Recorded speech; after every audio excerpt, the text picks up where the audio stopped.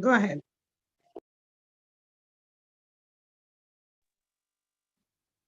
Okay, third time's a charm. Once again, welcome everyone.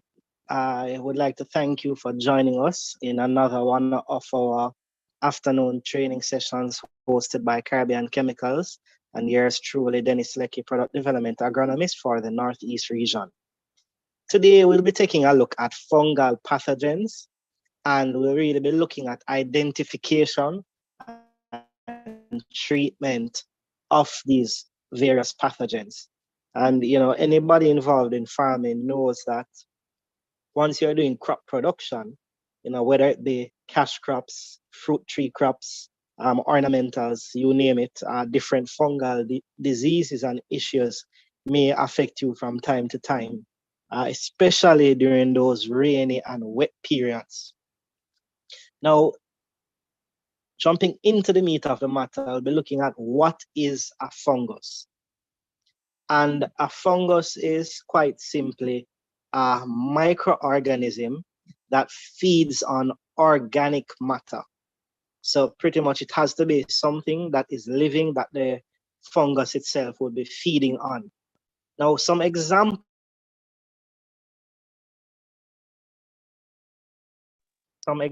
includes molds, yeasts, mushrooms, plant pathogens, and what they are really responsible for is that a range of foliar and soil-borne plant diseases, including most of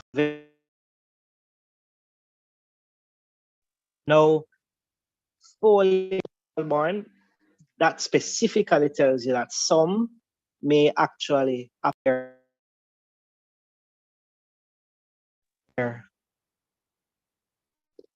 or at the root zone and affect anything that is bearing underground.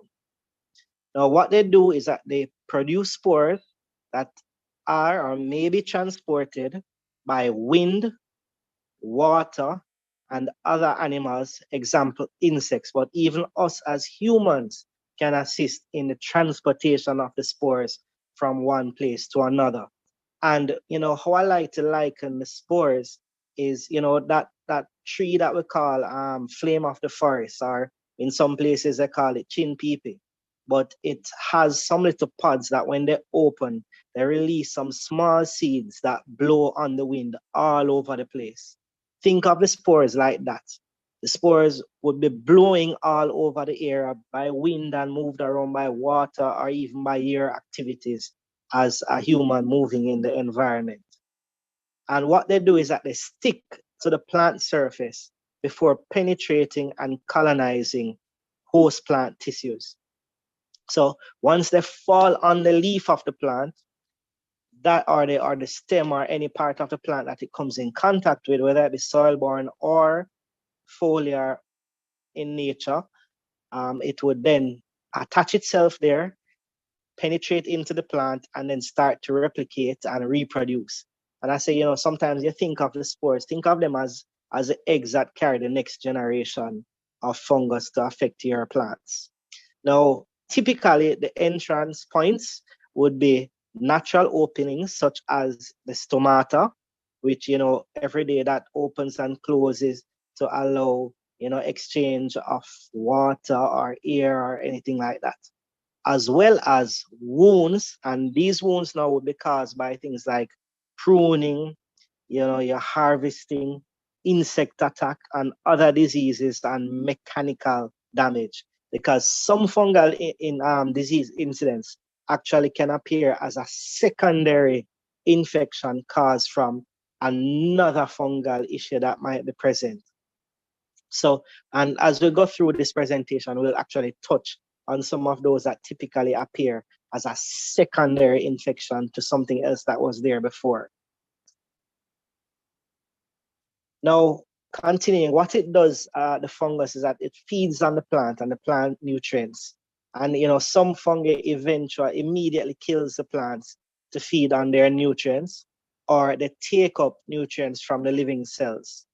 And, it damages the plant by killing the cells or causing plant stress. So, for example, a disease such as your Phytophthora or the Fusarium, instantly the plants will begin to wilt because it's no longer able to take up and circulate the nutrients that would normally be in the plant circulating. So how do fungi behave? And this is important because in many cases, we can actually do things to help prevent the spread of fungi. So, for example, wind and water splash. If we can control the movement of water throughout our field, we can control the spread of the fungi throughout our field. Or if we have better airflow through the field, which would reduce humidity and allow and reduce the risk or the potential kind of environment needed for the fungi to grow and spread. Movement of contaminated soils, animals, workers, machinery, tools, seeds, seedlings, and other plant material. Now, in this case, we are our own worst enemies there. You see a plant that you like, you dig it up out of the soil and bring it home and plant it, not knowing that that soil contained some harmful fungus that you bring into your farm or to your home. The animals that run up and down through the place, your own workers, and at stress at trainings that treat your farm like how a police officer or a nurse or someone else treats their workplace. The civilian clothes, the clothes you wear out on the road, why is it that you're wearing that same clothes, same water boots onto your farm? You walking through so many things out there in the open environment and then going onto your farm and possibly contaminating it. I said to a farmer, okay, if you wouldn't walk with your water boot from your pig pen into your house, why do you think that you should walk off the road in your water boot and into your pig pen? Especially after you just finish clean and wash it out with bleach or J's or whatever. If it is that you would not do that, then it's the same way you treat your crops farm. Sanitize, clean up your tools and everything after using, especially if you know that you came in contact with infected or infested plant material. Now, other sources of fungal infections include you have the seeds and, well, as I mentioned, the soil, crop debris, and nearby host crops and weeds. So the crop debris, a lot of times the farmer themselves may, you reap out your tomato field, you don't reap it, and you have your young tomato field coming, but you're lazy and don't spray down that old tomato field. You leave the perfect habitat for the fungi to develop and then further spread. Host crops and weeds, for a lot of these fungi, though they host crop. So for example, tomatoes or peppers, they might not be there, but you have certain other grasses and weeds like guinea grass, which can actually be a host for Phytophthora, or if I'm not wrong, I think Spanish needle also plays a host for some of the fungal diseases that may affect you. So, you might have these plants in your field and not taking care of them, and they end up being the source of your infections. Now, diseases of focus, and these will be the ones that we'll touch on today, includes damping off, Cercospora leaf spot, late blight, early blight, anthracnose, SIGATOKA, which would be black SIGATOKA, downy mildew, powdery mildew, FUSARIUM wilt, and SEPTORIA leaf spot. Now, damping off is a pretty common infection that you might encounter in your seedling production. And from the two images that you can see here, what you tend to see happen is right at where the soil and the seedling, that little stem area meets. At that point, you see it start to rot and get dry and wither away. And then you see they're pretty much breakneck, as some people might say. And, this can be caused by a number of issues, but, it mainly affects vegetable and ornamental crops. And it's caused by fungi that actually thrive in cool, wet conditions. So these cool, wet conditions, and so you note then that based on the fact that it's cool, wet conditions, you might see a lot more damping off issues during the cooler, wetter periods of the year, and especially more if you overwater your seedlings. So you mostly see it in young seedlings. You know, many times, you know, large sections of the tree or the whole tree of seedlings can be killed. And, you know, it's a very heavy economic cost when it comes to losses encountered by nursery operators and farmers, because imagine you have 10,000 pepper suckers and all of a sudden you wake up one morning and you see 2,000 of them start to dry up due to the effects uh, of damping off. Now, it may also cause root rot or crown rot in more mature plants. So, you know, there you start to see other effects coming about because of damping off. Now, in treating or trying to prevent damping off, sterilize your pots and trays. You know, ensure that they have good drainage and use clean, new germination mix or potting soil. Now, this is very important because some persons reuse pots and trays. And these pots and trays, you know, they might have been exposed and come in contact with and have the pathogen for damping off. And you actually use it and just reinfect the plant right away. So a good way, and one that we have found, you know, as Caribbean Chemicals Jamaica, to actually help to prevent the infection from taking place is that we treat our soil media with a fungicide, preferably Zampro, Acrobat, Carbendazim, or Topsin. So any one of those four. I've had extremely good results using Zampro, Acrobat, and Topsin, but I can stand by all four as excellent options for treating damping off or preventing it. And how you actually treat it is that you would actually, at the time that you're wetting the soil media, you could actually incorporate diluted solution now of Zampro, Acrobat, Carbendazim, or Topsin. Now, in treating the seedlings, so this is now after the seedlings have germinated, we recommend that even once per week, you use a fungicide treatment like either Zampro, Acrobat, or Topsin, and you can just spray over the seedlings once per week. And then you also sterilize the tools used to work in the field, in the nursery, from it is coming in contact with seedlings. You have to remember essentially that the seedlings themselves are like babies. So you have to treat them as such to ensure that you protect them. Now, further treatments or chemical treatments, carbendazim can be applied at 10 mils per 3.8 liters or per gallon of water. Topsin at a range of between 10 and 20 grams per 3.8 liters of water, or Zampro at 5 to 10 mils per 3.8 liters of water, or Acrobat at 15 grams per 3.8 liters of water. All right, next we'll move on to your Cercospora leaf spot. Now, this is very, very common. It's a very common issue that farmers would encounter on many of the various crops that are produced. You know, and most times, you know, there are different types of leaf spot, but a lot of times farmers mix them up. But with the Cercospora, definitely what you're getting is this kind of circular shaped bullseye kind of looking spot appearing on the leaves of the plant.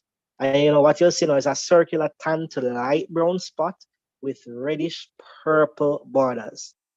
The individual spots over time, as the disease get worse, they start to join up together until eventually the leaf will have a yellow, then brown, and then it will start to rot and fall off anytime that it is heavily infected. Most times where you're going to see the infection though is on the older leaves, and then it gradually spreads to the younger leaves. So those heart leaves, the new ones coming up fresh, those tend to be less severely affected. You know, they're younger and stronger, so they stand up better. So one of the things you should note here though is that if you treat The older leaves that already have the issue, those will not come back green and pretty. Those going to still stay brown and ugly. However, the young ones, as they develop, they will remain clean and healthy. Now, the optimum conditions for this disease to develop, you need daytime temperatures, very similar to what we have here in Jamaica, between 25 and 35 degrees. So it's a warm environment. You had nighttime temperatures greater than 16 degrees. I'm sorry, yes. And relative humidity of between 90 to 95%. So the humidity. So one of the things, farmers, that you must note here is that once the humidity is high, so you see in like some of the greenhouses that we have here in Jamaica that are not properly ventilated and things, you tend to see a lot more Cercospora leaf spot issues as well as downy mildew issues appearing in them. And that is because there's high humidity. And you know how you can definitely tell when somewhere has very high humidity. You go into that space and instead of sweating, you feel very hot and sticky and miserable. And you know, when you touch your skin, it feels sticky, like yeah, almost like you have gum on your skin. That tells you that the humidity there is very high. So you're sweating, but the sweat cannot evaporate and you feel very hot. Those kinds of environments are perfect for the development of leaf spot. Now, the primary source of infection is typically from residue from a previously infected crop. So whenever it is that you dispose of a field, your field done, you actually need to ensure that you get rid of all the plant material there from there so it don't infect the new field.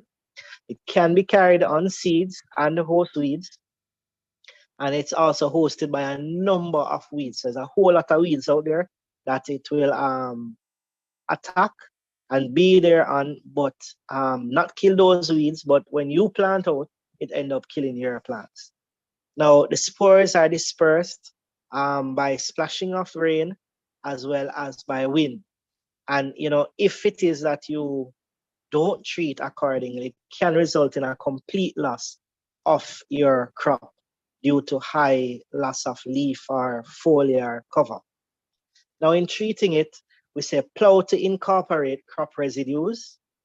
So, you know, if it is that your field finish, you plow in all of that vegetative matter, you know, and, you know, deep plow and allow it to break down in the soil.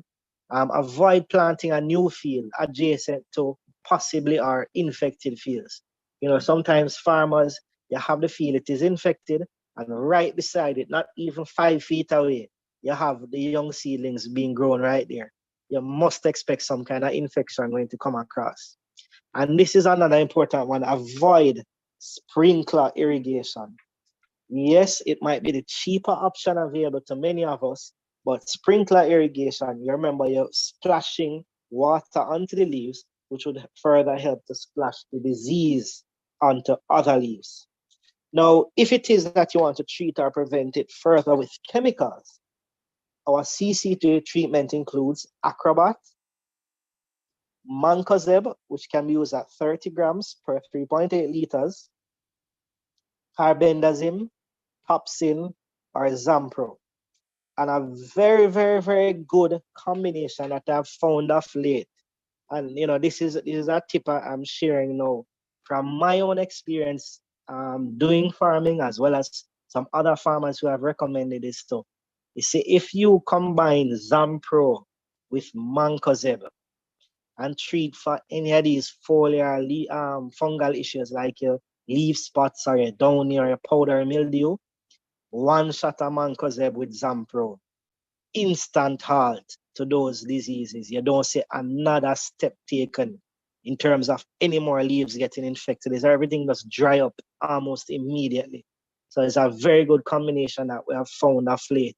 But also Acrobat will give you a similar kind of performance. Now our SEPTORIA leaf spot. Now this one is also very, very common in the environment, especially in like your tomatoes You know, a lot of tomato farmers would have experienced this already. I might not even really know the name, but it is Septoria leaf spot. And what you'll see is some small dark spots on the lower leaves. And, you know, eventually it would spread up. And, you know, it likes wet environments and can stay and persist. You know, it can remain in the air uninfected debris over years. And it can result in reduced crop quality and yield. You know, you can use some cultural techniques that can be used to reduce the risk of the disease. And, you know, you use fungicide sprays if needed. But once again, you can also plow to incorporate the crop residue, avoid planting next to infected fields. Definitely trellising and pruning, which would help to improve airflow and reduce conditions for infections. And once again, avoid sprinkler irrigation. You know, a lot of farmers say this, you know, especially in things like in crops like tomatoes and sweet peppers. Trellising does so much good to your crop. In that, when you trellis, you lift them up off the ground. Air is able to pass through, so it's kept cooler. You also decrease the level of humidity in and around the plants and the fruits. And it's a pruning also, because a lot of the older leaves at the bottom of the plant that might start to show infections of various fungal diseases. Once you prune those older leaves off, you actually end up getting rid of the possibility of the disease further spreading in your crop. Now, in terms of your treatment and prevention of Septoria leaf spot, our chemical treatments includes Acrobat, Mancozeb, Carbendazim, Topsin, and Zampro. So once again, you see that we have a wide variety of products that can be used in a cycle to treat for these issues. So late blight, and this one now, Phytophthora, is one of those major issues that a lot of tomato and especially potato, that is what we call Irish potato farmers, tend to encounter and experience major issues with.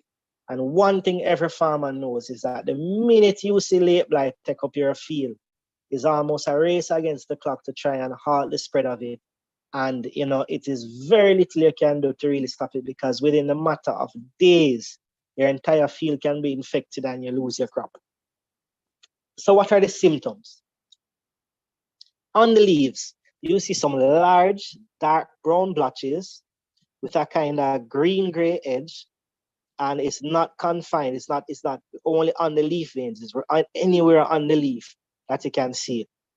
It can result in large sections of dry brown foliage as the infection progresses through the plant's leaves. So, you know, what some farmers might say, they might say is a frost take the plant, especially tomato farmers. You hear them say, boy, a plant have frost and thing. Or you might hear other farmers say, boy, like the potato farmers say, the field are burn up. It tends to be late blight that is actually affecting them. For the stems, what you actually see now is a dark brown area with a rounded edge. Now, the optimal conditions for late blight to actually take hold in your field is favors cool, damp conditions. So note, for pretty much all of these fungal issues that we are speaking about, cool, damp conditions is the playground. So once it starts to get hot and dry, like in the summer, you hardly have any fungal issues. But what you trade off with the fungal issues and the bacterial issues in the summer, you encounter insect pest issues coming in during the summer. So you will always note this. During the winter, during the wet periods, a lot more fungal issues, very little insect pest. And then during the dry time, less fungal issues, but a lot more insect pest issues. So it's a trade-off both times of the year, predominantly for us. In cool, wet weather, entire fields can turn brown and wilted as if hit by a frost. The prolonged hot, dry days though, actually can halt the spread of the pathogen. And for this one though, note it is rapidly spread through air and may cause complete crop failure or serious losses in crops such as potatoes. Now, the treatment and prevention includes limit planting of crops on the same land without plowing in vegetative matter, water with drip irrigation, so try not to do the overhead sprinkling. But if it is that you have to do overhead sprinkling, then water in the mornings so that the leaves can dry quickly in the sun. Stake or trellis your plants and space plants adequately to allow for airflow between them. In terms of chemical treatment and control, Acrobat, Mancozeb, Carbendazim, Topsin, Zampro, and Bellis are excellent treatment and control products. And you see for Bellis, you can actually use every 3 weeks during your crop cycle as a preventative treatment. Okay, early blight. And for early blight now, this one is one that the name tends to be a throw for a lot of people. Late blight, you tend to see late blight early in the crop life. So typically in that first 2 to give or take 5-6 weeks of your crop life, you'll see greater incidence of late blight. But as it progresses, you will start to see early blight coming now after week 6, going into the final stages of your crop. So early blight tends to come later in the crop life. Now, what are the symptoms? You see some leaf spots appear, which appear round, brown, with some concentric rings. They can grow up to 1/2 inch in diameter, and the tissue around the spots get a yellow color. So it kind of gets a yellow looking halo around the spot. So definitely once you see that yellow halo, you know that you have issues with early blight there. Now, it's severely infected plants turn brown and leaves fall off. Stem infections on older plants, you'll see an oval to irregular girdle pretty much around the plant, and the dry brown areas with dark brown concentric rings. And even on the fruits themselves, so like on your potatoes and tomatoes, etc., you'll see some leathery and black spots with raised concentric rings. And the infected fruit may drop prematurely from the plant. But one of the things, definitely once you see those concentric rings, look for a halo. Now, it affects mainly solanaceous crops, which would include your peppers, tomatoes, and potatoes, but also, have other solanaceous crops, which would include like your eggplant and so forth. Now, the optimal conditions, you have heavy dew fall, high humidity, warm conditions, and then further now, the infection is going to spread. So you have those optimal conditions present, then the infection spreads through contacts of the leaves with soil, from rain or water splash, so whether rainfall or you use your sprinkler, wind, human contact, and equipment, resulting in reinfection. So you have dirty equipment that you use from one plant to the next and infect the field and reinfect the field. One of the other features though is that it also spreads very rapidly throughout the field. So by the time you see early blight in your field, and potato farmers here can back me up on this one, just like late blight, once you see that infection appear in your field, if you don't do something about it within 24 hours, within 3 to 5 days, your entire field covered with the infection from blight. Now, if it is not treated, definitely complete crop failure is possible. Now, in treating and preventing early blight issues. For tomatoes and peppers, pruning leaves to ensure adequate airflow is always a key thing that can be practiced. Use drip irrigation, trellis or stake plants. Monitor plants and treat for disease at the first sight. Control weeds in your field and in neighboring fields that may act as a host. And the CCJ treatment of bellies, especially at the excellence rate, will assist in treating or preventing, limit the disease spread and increase your potential for recovery of the crop from the disease symptoms. Other treatments that we also have apart from bellies includes our carbendazim and Carigold. And Carigold is actually an organic fungicide, and that can be used at 30 to 60 mils per 3.8 liters. The next one that we'll move on to is anthracnose.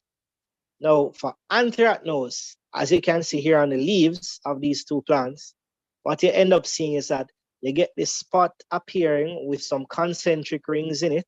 However, note this one, you don't see the halo. So before we're with the early blight, you will see a halo. On this one, there is no halo. Also, the holes themselves, or the spot where you see the fungal infection, they might break out and you see a hole appear in the center of that the spots. Now for symptoms, the symptoms typically affect leaves and fruits. So definitely anybody who has planted, especially sweet and hot peppers, you'll see anthracnose from time to time appear on the fruits and on the leaves of the plants. What you'll see is at first is a small depressed circular lesion, but over time the lesion grows bigger and develop a kind of orange-brown color as it progresses with those concentric rings appearing. Optimal conditions, warm temperatures with high levels of pathogen. And, the pathogen itself can also survive inside or on the surface of seeds. So hence why, definitely I will say to people, be careful where you get your seeds from or your plants from. This is one of the diseases that you can be bringing into your field. Now, treatment or prevention of anthracnose includes the use of carbendazim, bellis, or Carigold. Now, SIGATOKA disease, specifically black SIGATOKA. Now, this is a very common disease in bananas and plantains. And, it results currently, like in Jamaica, in the highest levels of losses for farmers of any of the fungal issues. The causes, it causes uneven and premature ripening, and it decreases your fruit yield and the quality of the fruit. So you get some little mager finger and the quality of them not good, not pretty. That's what you're getting from the black SIGATOKA. How you see the symptoms appear, you see some black streaks appear on the young leaves and they continue to worsen over time. And as it worsens, you see they get a kind of yellowish brown look to it, and it just gradually spreads throughout all the leaves of the plant. Mainly where you went to see it first, the older leaves, and then over time it spreads to the younger leaves. Optimal conditions are tropical climates with high humidity and temperatures around 37 degrees Celsius.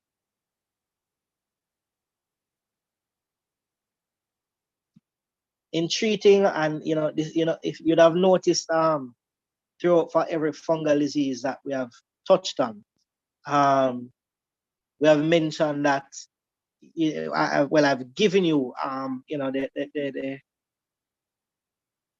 not only chemical control methods but also cultural control methods, because working with both the chemical and cultural control methods, you will actually help to reduce the level of infestation or infection that you have in your field. So you prune your fields or prune your leaves regularly. This can be done weekly or fortnightly, but try to ensure you have a regular pruning schedule. You don't have to cut off the entire leaf. In some cases, you cut off half the leaf before you cut off the rest as the infection spreads. You ensure you have adequate drainage in the field to control the flow of the spores. Decrease the humidity in your fields. So that might mean that you have to decrease your planting density to increase the airflow and reduce the disease spread. Or you even intercrop with some other crops such as coffee. So a lot of farmers, like in Portland especially, they intercrop coffee with banana to pretty good success. Treatments include regnum and mancozeb. Regnum, roughly 250 mils of regnum should be able to treat 1 to 2 acres of bananas based on how it is that you are spraying. And mancozeb at 30 grams per 3.8 liters can also be used as a treatment. Note, regnum is gives you systemic control as well as some amount of curative treatment in terms of the fungal spores. And mancozeb acts mainly as a protectant. It kills the spores on the leaf and prevents new spores from being deposited and taking hold on the leaves of the plant. Now, downy mildew. Downy mildew is extremely common and a major headache for any farmer who has planted cucumbers, pumpkin, and watermelon. Every one of us who ever do that know downy mildew is one of your major issues. You know, when downy mildew take your cucumber, instead of getting 2 or 3 picking out of it, you barely get 1 picking out of it because downy mildew just come in and wipe out everything. Now, what causes it? It's definitely though not a fungus, but it's actually a water mold similar to Phytophthora and late blight. Now, let me just touch on something quick. Yes, some of these pathogens that we spoke about, you know, they are actually not true fungus, not a true fungus. So downy mildew and late blight, you know, the Phytophthora, because it is actually a water mold. But based on how we treat and behave with these plants, you know, we typically lump them into a group and say, okay, it's a fungal infection, it's a fungus. But really what it is a water mold. But the same fungicides actually act and treats these molds. Now, it typically infects cucurbits, so you know your cucumber, watermelon, pumpkin, but the most devastating damage you tend to experience in watermelon and cucumber. The pumpkins tend to stand up a lot better to this disease than your cucumber, your watermelon. Your cucumber is the one that will almost instantly go down within a couple of days because of downy mildew. And what the symptoms are, you'll see some yellow to pale green spots on the upper side of the leaf. And when you turn over the leaf, you'll see a velvety gray fuzz on the underside of the leaf. Definitely from you see the fuzz underneath and the pale green to yellow spots on the top, you know it's downy mildew. Or the optimal conditions, wet or very humid conditions, and is spread typically by air currents, splashing of water, or on tools and hands. It causes severe leaf damage and the stunting of plants. And you know, even if it affects seedlings, they often die rather quickly. But you know, yields decrease significantly once the infection gets pretty severe. So you can pretty much move from having, you know, 3 watermelons per plant to 1 deformed watermelon on the plant because of the infection of downy mildew. As part of your cultural practices, use drip irrigation, increase your row spacing. You know, instead of having them 2 feet apart, you put them 4 feet apart, you know, to allow air movement, you know, for the leaves to get adequate sun and dry out. trellis your plants in the cases that you can. So for example, you have farmers trellising pumpkins and trellising cucumbers. You can actually trellis the plants to help improve the air circulation. And you may also remove plants, especially younger ones with severe infection of the disease. In terms of chemical control, Acrobat, Topsin, Mancozeb, and Carbendazim are all excellent products that can be used to treat or prevent downy mildew. Now on to Fusarium wilt. Now Fusarium wilt itself is one that many farmers experience, in your tomatoes, in your peppers, especially in the peppers though. And what you tend to see is what you're seeing here on the screen. Your fruits get that funny unripened color. The plants wilt down completely. What tends to happen in many cases is that you see actually a branch at first or half of the plant wilt, and then the rest of the plant just fall off right away. And this is caused by Fusarium oxysporum. Don't need to remember that, but just remember it's a soil-borne pathogen that affects potatoes, tomatoes, eggplants, and pepper plants. This disease typically enters through the roots. So it's going to be in the soil and affect your plant through the roots. The infection spreads into the stems and the leaves, and it restricts the movement of water and nutrients throughout the plant. So once it go in and take hold inside of the stem of the plant, what it's going to do is that it prevent those nutrients and water from traveling up into the plant, hence you get that wilting look. So no matter how much water the plant have, you still see wilting occurring. For the question from Stevie, yes, there are different races, different fusarium that affects your plants. The Fusarium oxysporum typically is one of the more popular ones that affect us, especially in our solanaceous crops. But there are different types that affect different crops. Typically, the symptoms appear in the late growing season and are first noted on the lower, older leaves and stems or branches. And as the disease progresses, the younger leaves will also be affected and the plant eventually dies. As I mentioned earlier, one branch or one side of the plant can show the symptoms before the other. Another important thing also to note is that typically once you see this disease appear, we recommend just uproot and dispose of it.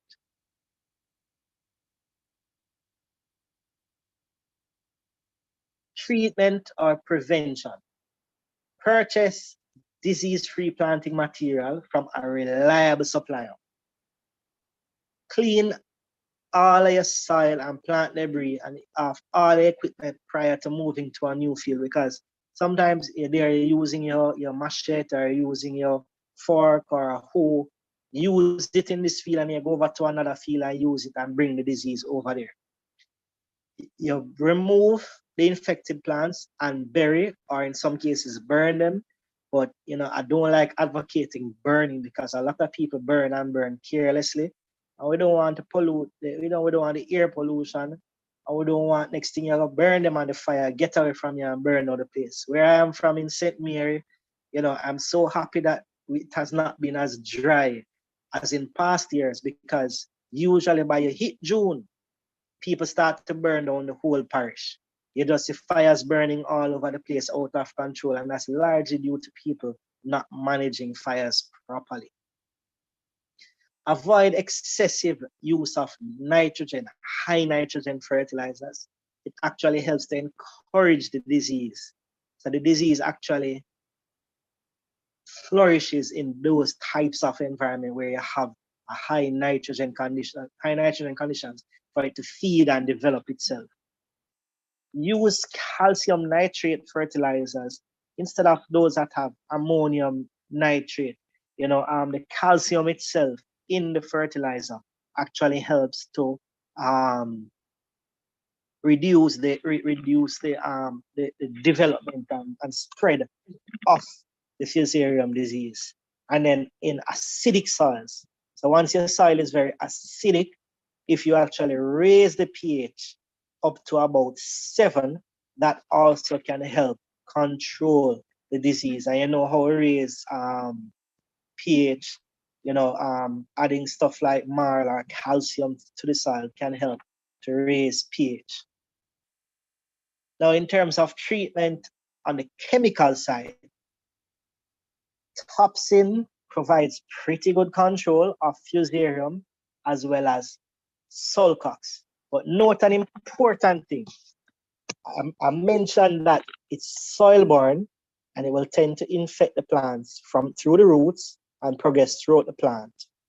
One of the things I want you all to note also is that it tends to infect the plant early in the life once it is transplanted, but it doesn't show itself typically until around the time that the plants start to produce food, whether it be fruits or flowers. Why? At that point in time, the plant is really stressed out.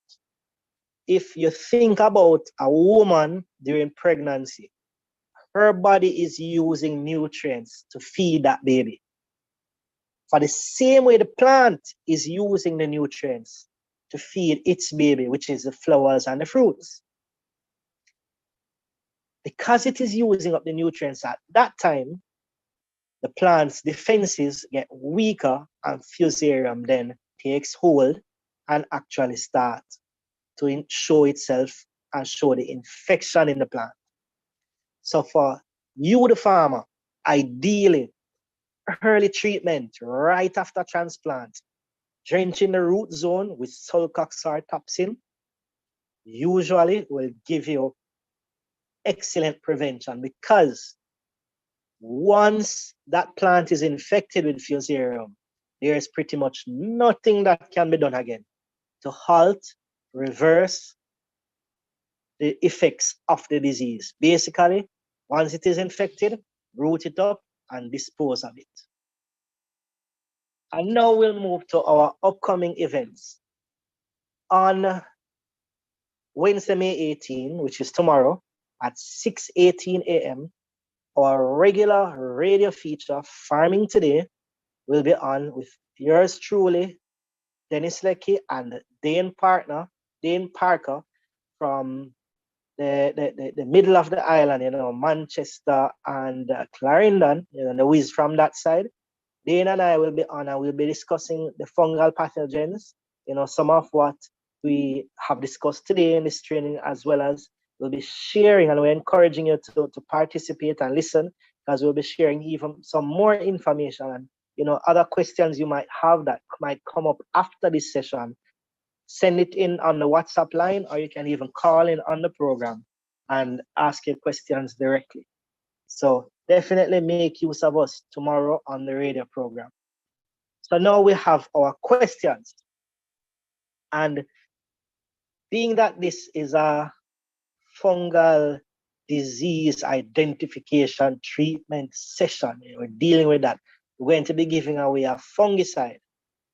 And the fungicide will be giving away Zampro. But I'm going to put Georgia and Stephanie on the spot, and the rest of the sales and marketing team on the spot, and ask them to also add a Mancozeb to the giveaway. So 1 500-gram Mancozeb with the Zampro.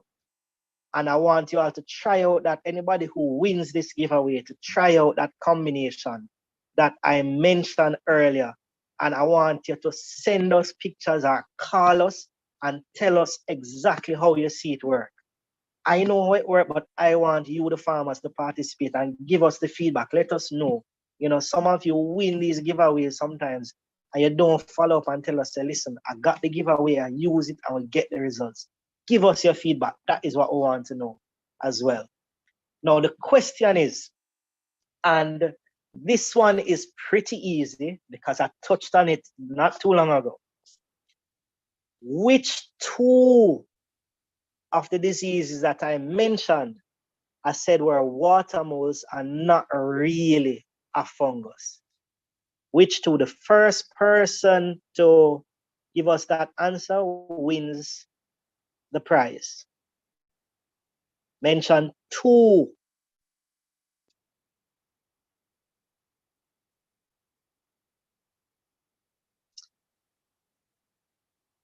All right, I think I'm not sure, Georgia. I'm not sure who identified themselves first.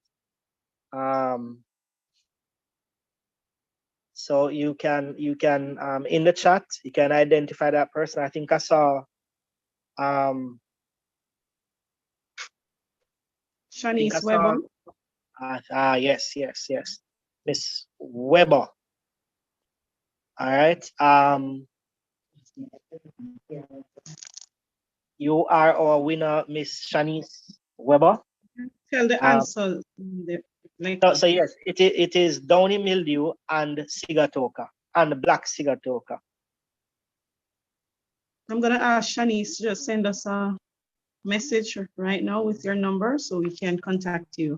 And I'm also asking Stevie, I've been trying to call you from the other day, to send me a message also so I can contact you. You can go ahead and take questions, Dennis. Okay, Stevie also mentioned that yes, Fusarium affects other plants.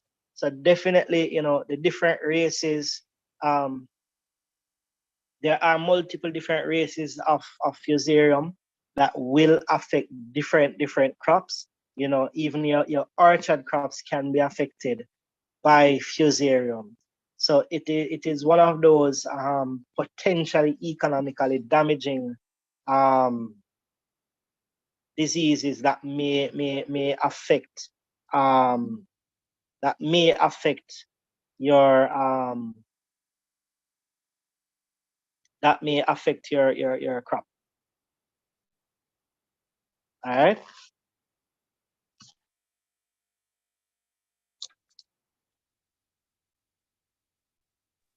Okay, Dennis, I see no more questions, so we'll just wrap it right here. Okay. All right. So I'd like to thank you all for participating with us today and sharing with us. Our agronomists are available to offer you technical support with any issues that you may have. You know, please, we are right throughout the island. It is it's 10 of us that are out there in the different areas. Make contact with us, call the office, you know, invite us to your farms. We'll be happy to come out. The service is free. You don't pay for us to come. So don't be afraid to call and ask for the visit and get the information. You know, we're pretty much fully open again for interactions. You know, so just keep abreast of what is going on, keep in contact with us, and take care of yourselves until the next time that we have a meet. Dennis, before you go, there's a question from Stevie. You can just quickly answer that. Okay, early blight in broccoli. No, I have never had that issue in broccoli, and that may be largely my territory does not typically grow much broccoli, so we don't have that issue. And I've never had much issues of early blight or Alternaria affecting broccoli, because mainly where you see it is in the solanaceous crops. But definitely, Stevie, if it is an issue that you're having in your broccoli, your cauliflower, whether your crucifers, be sure that it is early blight. So, you know, send a picture to any one of the agronomists that are closest to you, or invite us to the farm. Let's have a look and ensure that we have the diagnosis down pat, so we know exactly what it is we're dealing with there. But definitely excellent treatment if it is that you're having that, a good overall fungicide that can be used would be bellis. You know, definitely pretty much anything that comes at you fungal in nature. You know, if anything fungal in name or nature, bellis will definitely give you an excellent control for anything at all that comes that way. So make the link, keep the link, Brother Stevie. All right, thank you very much, Dennis, and thank you everyone for joining us. You can always go back on YouTube and watch the presentation. Have a great day.